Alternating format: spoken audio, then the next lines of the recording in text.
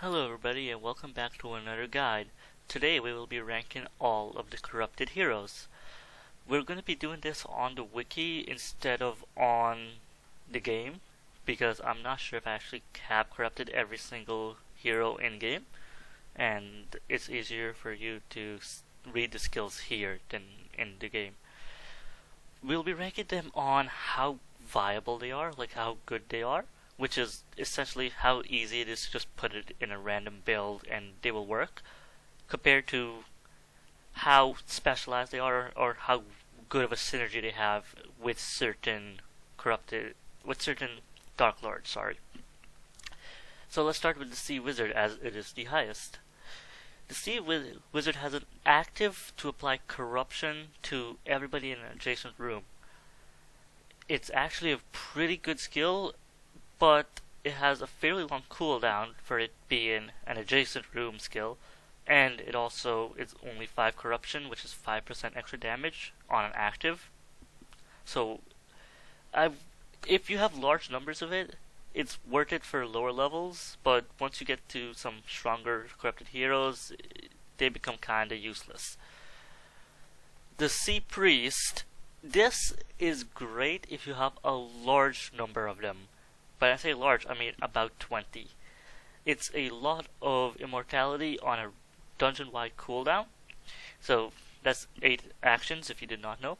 It's good in non-metronome levels. Most actives are only good if you're not playing in metronome. The priest is no exception. The archer is useless. It seems good on paper, but the archer scales off of the damage they inflict, and the damage they inflict can be blocked by, let's say, shield, or absorption, which will limit the amount of poison corpse explosion applies. So let's just move on.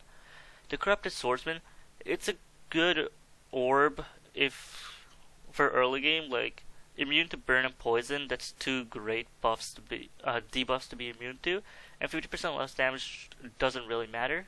But it's good to just orb onto your Dark Lord if you're like day 50 in Myth and you're struggling versus certain monsters.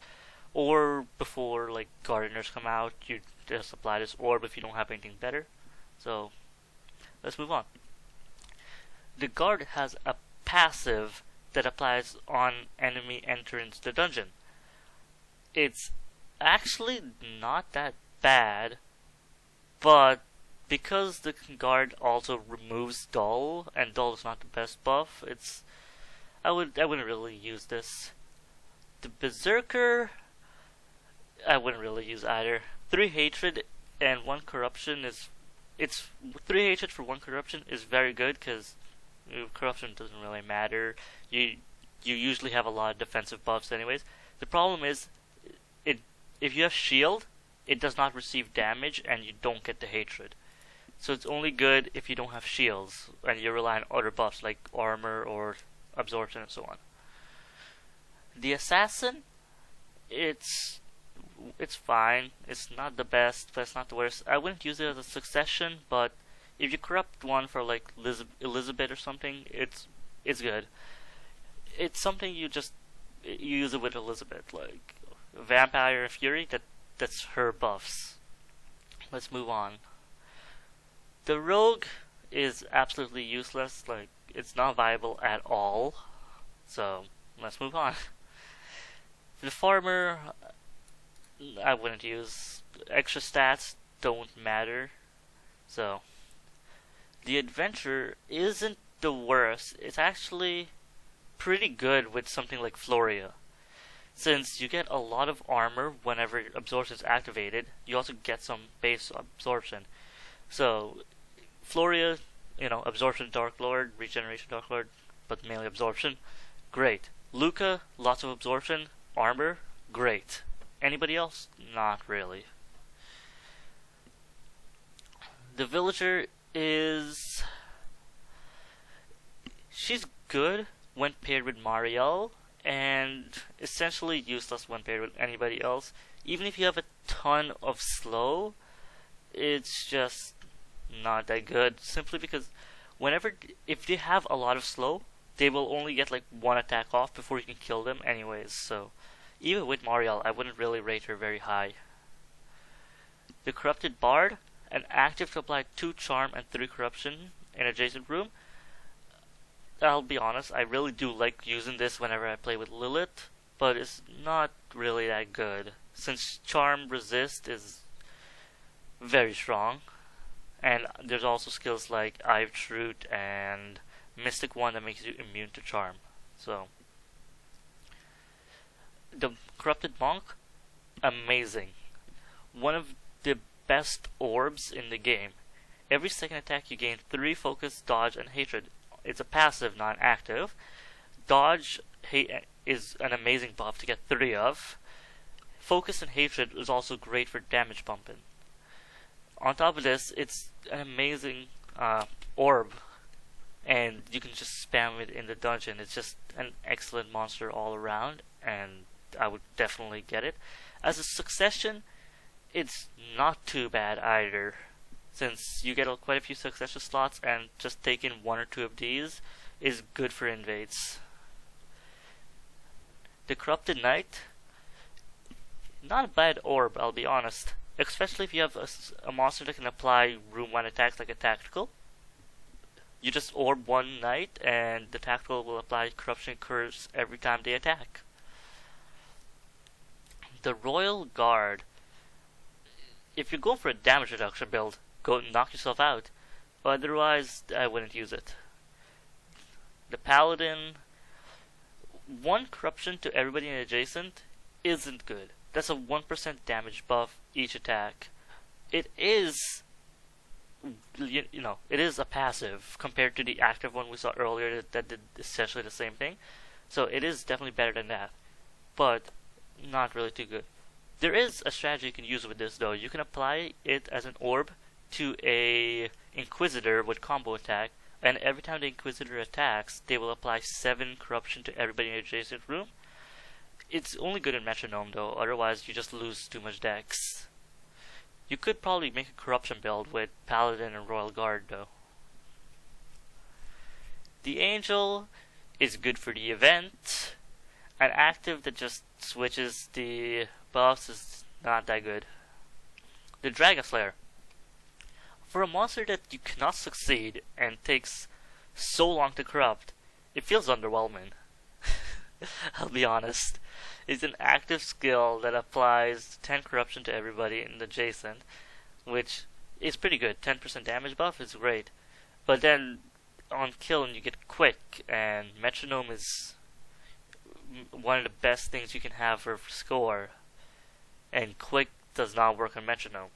So it's underwhelming. If you're not using Metronome, this could be quite good. But if you are, I wouldn't really use it. So now let's move up to the Elite monsters. The Elite Wizard is good versus Immortality, bad otherwise. I wouldn't use it too much. The Elite Priest, this is something I would definitely use if I'm using Elizabeth. The Elite Priest has a lot of synergy with her, giving Bloodlust to everybody in the dungeon, Vampire to everybody in the dungeon, and Fury if they have Rampage, and Elizabeth can get Rampage. So I would definitely use this.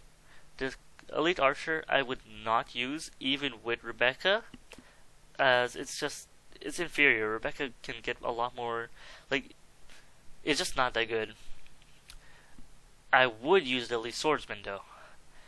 The Elite Swordsman on something like a tactical, or just spamming it and then using room-wide skills like Blade Storm, Earthquake, and so on, is a lot of Corpse Explosion, and the burn synergizes with that one relic that works with Corpse Explosion. I forgot the name of it.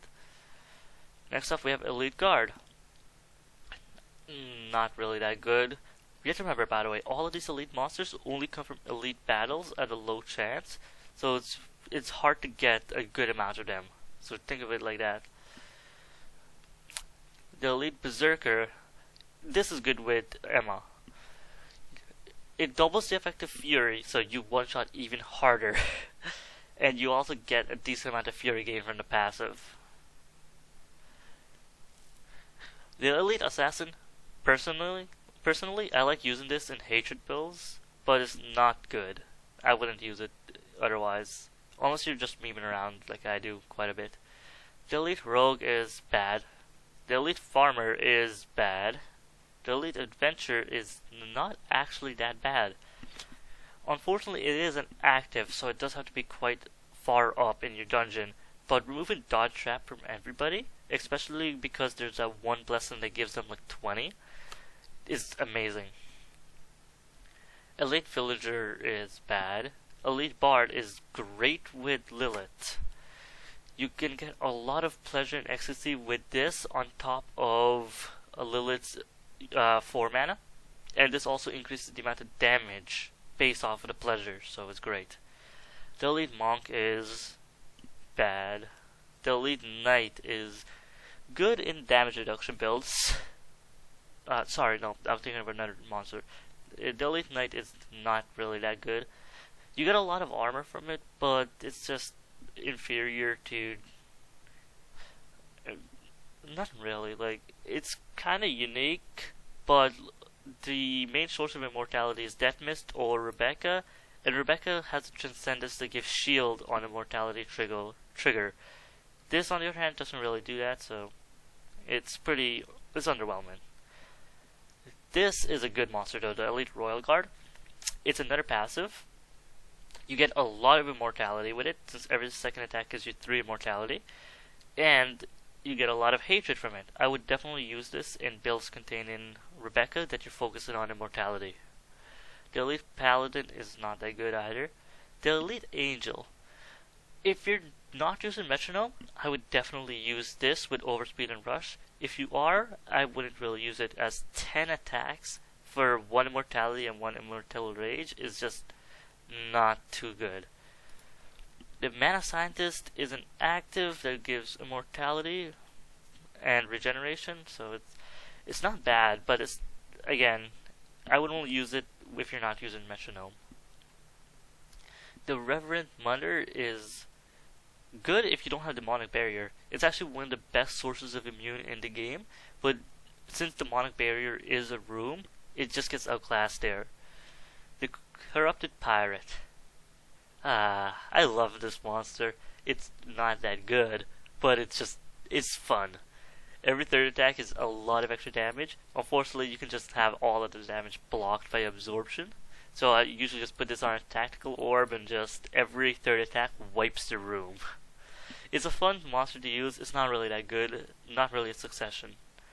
For Succession so far, I would definitely keep Mana Scientist or Elite. Well, actually, you could just corrupt all of these with the new changes. My bad. You don't really have to focus on succeeding or what to save in your storage. The Knight Captain is not that good. It's vulnerable is very nice to apply, but it only applies to a singular enemy, so it's not really that good.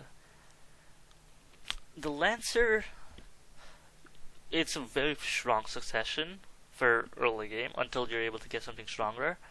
It has a lot of built-in damage, and it also has a damage pump in the hatred it gets on kill. So I would definitely keep this around and succeed it if you don't have anything better. The Barbarian Warrior, this is good for Emma, but I would also use this with Elizabeth. The main reason why is Elizabeth gets a lot of fury already, and with the extra merciless you get from Barbarian Warrior, you can keep that fury around for a bit longer and just do even more damage. So I would just use this with those 2 Dark Lords mainly. The King Murderer is good for spawn killing strategies, but other than that, I wouldn't use it, and even then, I probably wouldn't even use it in spawn killing strategies since rooms matter more than just doing a ton of damage in one hit. I wouldn't use the Vagabond either, as it's damage, but it's not good damage either, since it gets blocked by defensive buffs. The Blacksmith is a monster I do like quite a bit. It does a lot of extra damage to enemies in armor, and it applies Curse, which is one of the best buffs. Unfortunately, it only targets one person, and the armor damage requires Corruption on them. So if you're using Bloodcry or Execution Grounds, I would consider this, otherwise I wouldn't really use it. The Eskimo is good to counter slow, and other than that, it's not really that useful. The maid is not good. Like, one debuff per enemy damage is just not that good. Like, yeah, you can get rid of all your debuffs, but you usually have a ton of immune anyways, so. The Snake Tamer is something I would definitely spam if you're using Viper. It's just, this monster adds so much damage to Viper, it's actually insane. The Dancer used to be the best monster in the game, then it got reworked. It used to be able to counterattack, now it just gets dodge. It's good for a lot of dodge, but it's worse than Monk. So instead of using this, I would just use Monk. Or Little Dragon, we'll get to Little Dragon. The Magic Swordsman is good for spam strategies because the curse applies when they enter, which prevents them from gaining buffs. Like, let's say, if you're on a map like Into the Abyss, the curse will prevent them from getting the immortality as they enter different rooms. Also, the curse can cancel out built-in immune they have, which will be nice also. The higher Paladin is pretty bad. It's just healing. It doesn't do much. The Archangel, despite being such a cool-looking monster, doesn't do much either. It needs to take the damage, then it gets a lot of Fury. But Fury in that much amounts is just... You need a lot more Fury, even with Giant Lab. The Cook, this is not a bad monster. It's an active that gets 5 Rampage. 5 Rampage is better than 5 Corruption or 5 Hatred. So I would definitely consider this as a succession. Even one of them is good. The Alchemist, if you're using a trap build, you need to take at least one Alchemist. Like, unless you're like only using effect traps like Plague, but you probably won't be, so definitely consider taking the Alchemist. The Gunner, not that good. It's a worse Inquisitor, and the normal attacks is just it's not a lot of damage. You get a lot more damage from other sources. The Voodoo Magician is good in large numbers, but I wouldn't use it too much. The Valkyrie, I would definitely take if you're using trap builds again, as it's amazing for trap builds. You get a lot of corruption on them, and that allows you to just kill them easier with the traps. The Martial Artist, I would definitely consider this as a defensive monster. It's a good orb. It's similar to the Monk, but it's also a bit like the Little Dragon. It's kind of a combination of both of them. The Miko, I would definitely consider also. It's a lot of Curse and Corruption, which are 2 great buffs, and if you orbit onto something like a Tactical, it applies to the entire room. If you put it on something like a Heavy Gunner, it applies to adjacent rooms. Every attack. It's an amazing thing. Executioner is pretty bad. The Chef, I would definitely consider this. It removes a random debuff, which is whatever, but 10 Rampage. Rampage is a good buff, and there's not a lot of sources of it. The Elementalist, 100% needed for trap builds. And if you're Viper, it can also work for you, even if you're not using traps as spores. Although it's a low % chance, so I wouldn't really succeed it, I would just corrupt it. But I would definitely succeed if you're using trap builds. The Heavy Gunner. This is one of the weirdest monsters in the game. It's a DPS monster that does not do DPS. Instead, because of the attack in all adjacent rooms, it is one of the best debuffers in the game. You remember all those passives that only apply to one monster? You put this on, you put the orb on this monster, and it applies to all adjacent instead of just the target. It works with it has a lot of synergy with a lot of things. So I would definitely consider it. You can also put auras on it, like Curse Aura to apply a lot of curse, or Panic Aura, whatever it's called, Fear, I think. So, the Necromancer is pretty bad. Like, it gets a lot of immortality and stuff, but it just doesn't do damage because of defensive buffs. The Seraph, I wish this was good, but it's not, because it requires it to kill, and it scales pretty slowly. Remember, most of the time, you're going to be killing with your Dark Lord's mana skills or rooms, rather than just a monster attacking. one of the best monsters in the game is the Corrupted Asura. I would definitely take it no matter what. 1 rigidity to on an active on top of 3 rigidity of a passive is, oh sorry, swapped it around. 3 rigidity on an active with 1 on the passive is like absolutely amazing. It is one of the reasons why you can just greed so hard if you have it. The Miko Oracle, I would definitely consider this for a trap build, as it gives a lot of curse and vulnerable, which increases the damage. The Inquisitor is good on things that already target the entire room. Because of the way attack count works is attack count increases the action. Let's say your action is to use Earthquake, the skill. Then the attack count will increase it by 4. So instead of getting 1 stun, you get 5 stun, and you do the damage 5 times. So the Inquisitor combined with room-wide skills is absolutely amazing. The cooking is pretty good. I would use this over a chef, to be honest, since you get a lot of rampage and absorption on an active. Like 3 rampage doesn't seem like much, but it's still pretty good, and 3 absorption is great. I don't use the jeweler. It's a lot of different buffs, so it's great for draining immune, but in general it's just outclassed by specific strategy. It doesn't have synergy with a single Dark Lord either, so I won't really consider it for that. Tactical weapon. One of the best corrupted heroes in the game. Definitely get as many of them as you can. This is by far one of the most splashable successions in the game. The Witch of Death is not really too good, so I would usually skip over it as it takes quite a while to corrupt these. The Athena is, I like using it with Lilith, but because of the way Obey works now, it's just not that good. You need way too many. The Little Dragon is pretty strong. Remember when I said we'll get back to it? Well, we're back to it. Given rigidity to people who attack you and also getting a ton of dodge, this is one of the best orbs to survive a long time. So I would definitely consider getting this. It also increases your stats by 50%, but that matters a little less than the other things. I will consider the Empress too. Every 10th attack, you get 1 immune and shield. Remember, 10th attack is quite a bit in Metronome, but if you're not playing Metronome, this is going to activate a lot more often, because you can also put Rush and Overspeed on it. So I would definitely consider this.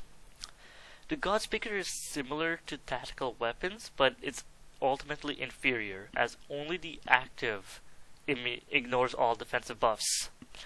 Compare that to tactical, where every single attack ignores it.